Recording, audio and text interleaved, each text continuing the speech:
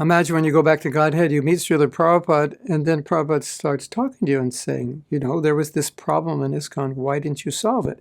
Why did you turn your back on it? Or think of the other questions Prabhupada might ask you. Why didn't you do this? Why did you do that? Let's talk about that.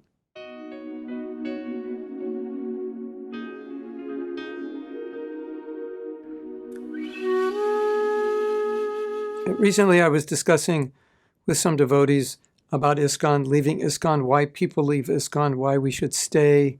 Some people say Iskcon is not what Prabhupada made it. We don't have to stay, or they don't want me, or like that. These are real discussions, and because these things happen.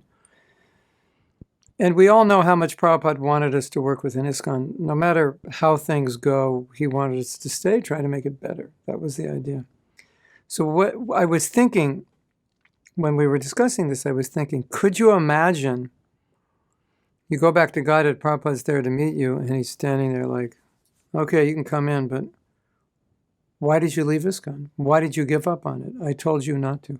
Or why did you do this? I told you not to. And so it's an interesting way of reflecting on our life. You saw this problem. You knew it was there. All you did was complain. You just talked about it. You didn't do anything. Why didn't you solve the problem? Why didn't you try to do something? And it's interesting because there's so many problems in Iskcon, and it's very easy to look at them and say, there's a problem. But Prabhupada would not want us to look at it and say, here's a problem. Prabhupada would want us to look at it and solve the problem. And you might say, it's not my responsibility. But in Prabhupada's book, if you see it, it's your responsibility. There's two stories like that. Jamuna told one story that there was some substandard with the deities in Calcutta. And she was formerly a Pujari. As I remember the story, she was traveling and she came back. And Prabhupada saw what was going on, and he said, how could you allow that to have happened? Like, you were the Pujari, and how was this not going on well? And she's thinking, well, I wasn't even here. But Prabhupada saw, no, it's your responsibility. You were in charge before. And then another time, Prabhupada saw another problem, and he asked his servant, what's going on? And the servant said, I don't know, it's not my responsibility. And Prabhupada said, it is.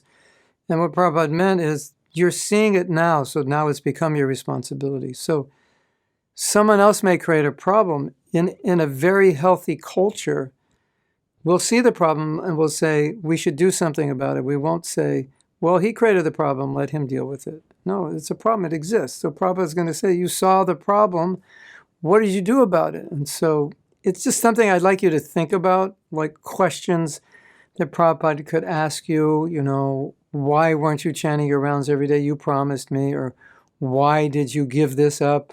Why did you do that? Why did you not do that? It's just an exercise of reflection.